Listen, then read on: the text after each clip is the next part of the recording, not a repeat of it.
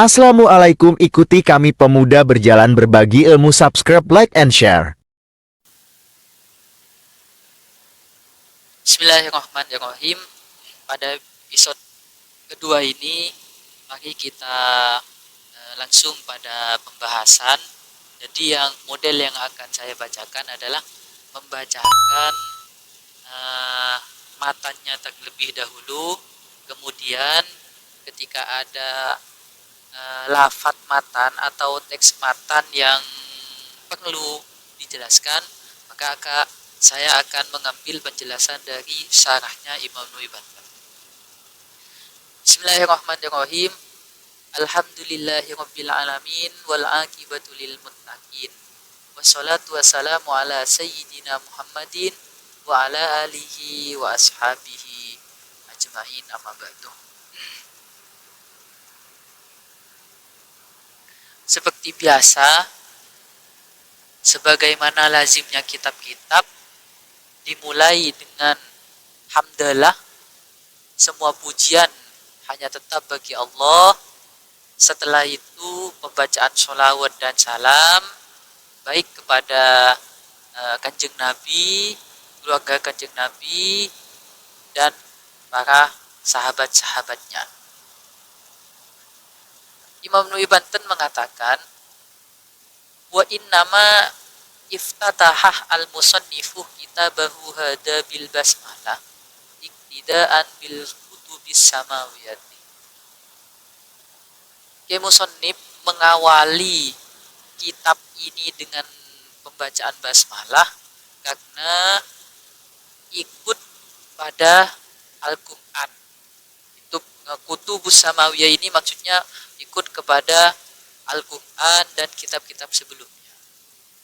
Wa amalan bil hadisi al-makwiyati, dan mengamalkan beberapa hadis yang diriwayatkan oleh Kanjeng Nabi.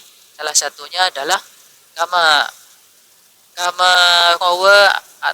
ruwiyah an Rasulillah sallallahu alaihi wasallam annahu qala idza katabal abdu bi bismillahirrahmanirrahim fi lauhin aw fi kitabin fa innahu taktubu lahul malaikatu al ajra wa tastawfiru lahu ma dama dalikal ismu fil lauhi awil kitabi. Jadi Imam Nuwaiban mengutip hadis, kenapa kok setiap karangan kitab itu selalu diawali dengan basmalah, kemudian hamdalah, dan seterusnya. Dalam hal basmalah ini ada hadis mengatakan ketika seseorang hamba menulis Bismillahirrahmanirrahim di lauhun, di papan ataupun di kertas ataupun dimanapun, yang penting bukan di hal-hal yang hina, maka fa'innahu taktubu lahul malaika, maka malaikat menulis baginya, bagi seorang yang menulis itu, pahala, dihitung pahala. Wa tastawfiru lahu, dan malaikat juga menistighfar atau meminta ampunan baginya, mada likal ismu fil lauhi wal kitab, selama tulisan basmalah itu masih ada di papan tersebut atau masih ada di sebuah kitab, di sebuah lembaran ataupun di buku dan sejenisnya. Jadi seperti itu. Ini keutamaan membaca atau menulis basmalah Ladau para ulama biasanya ada memang sebagian beberapa kitab itu tidak lengkap. Jadi basmalahnya, hamdalahnya, atau sholawatnya itu tidak lengkap. Biasanya ada yang hanya wassalatu tanpa wassalamu dan seterusnya.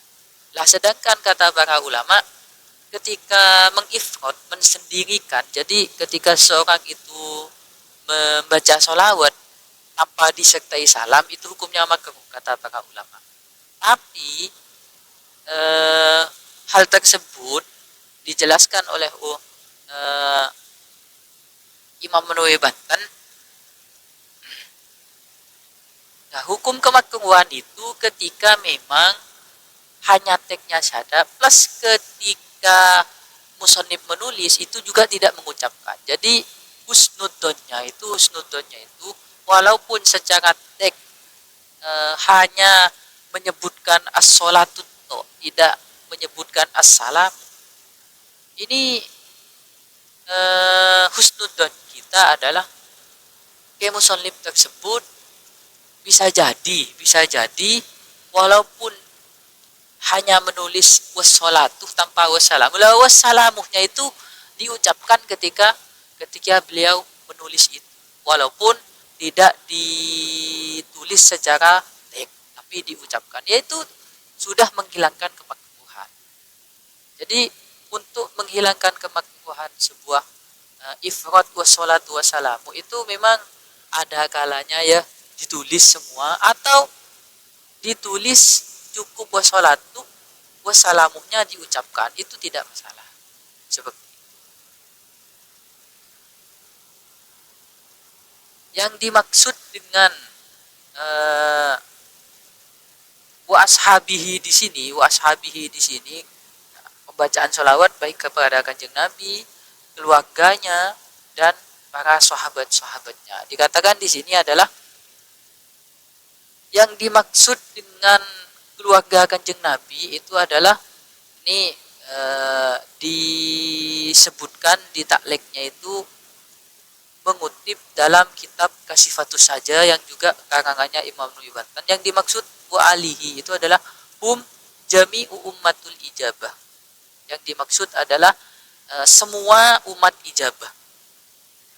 Semua umat ijabah. Karena ada hadis alu Muhammadin kullu taqiyyin.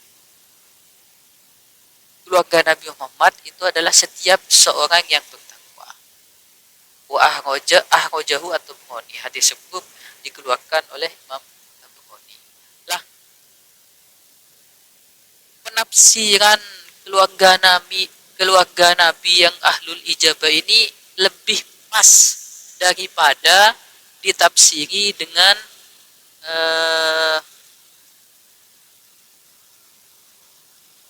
keluarga fi maqami zakat. Jadi lebih pasnya memang kata Imam Nawawi Banten, lebih pasnya memang ditafsiri dengan ummatul ijabah. Seperti itu. Sedangkan yang dimaksud ashabihi hum alladina ijtama'u bihi sallallahu alaihi wasallam fi hayatihi ba'da nubuwatihi mu'minina bihi. Seorang yang berkumpul dengan Nabi di waktu hidupnya setelah Kanjeng Nabi diutus, dan syaratnya juga harus iman. Jadi ketika ada seseorang berkumpul dengan Nabi walaupun dalam masa atau pada masa hidupnya, tapi dia tidak iman, seperti Abu Jahal dan kawan-kawan, maka tidak disebut sahabat, sebab Abu Jahal dan kawan-kawan itu tidak iman. Sedangkan yang dimaksud dengan sahabat Nabi itu harus mukmin. Dikatakan di sini was-sahabatu alladziina tawaffa Rasulullah wa hum ahya'un mi'atu alfin sahabiyyin wa akba'atun wa ismun alfan. Jadi dikatakan oleh Imam Nawawi Banten dalam menafsiri wa ashabihi di sini, para sahabat yang ketika Kanjeng Nabi wafat sedangkan mereka masih hidup. Jadi kewafatan Kanjeng Nabi ini meninggalkan 124.000. Jadi sahabat ketika Kanjeng Nabi wafat itu jumlahnya disebutkan di sini sebanyak 124.000. semuanya. Lah, hitungan ini sama dengan hitungan nabi, para nabi. Kalau para nabi itu memang jumlahnya 124.000. Sebagaimana hitungannya juga para sahabat atau para wali di setiap masa. Jadi dikatakan di sini antara hitungan sahabat ketika Nabi wafat, kemudian hitungan para nabi dan wali di setiap masa, itu hitungannya sama. Sama-sama 124.000. Itu penjelasan sedikit mukaddimah yang diuraikan oleh Imam Nuri Banten dalam mensyarah mukaddimahnya Imam Abil Lais. Wallahu a'lam bishawab.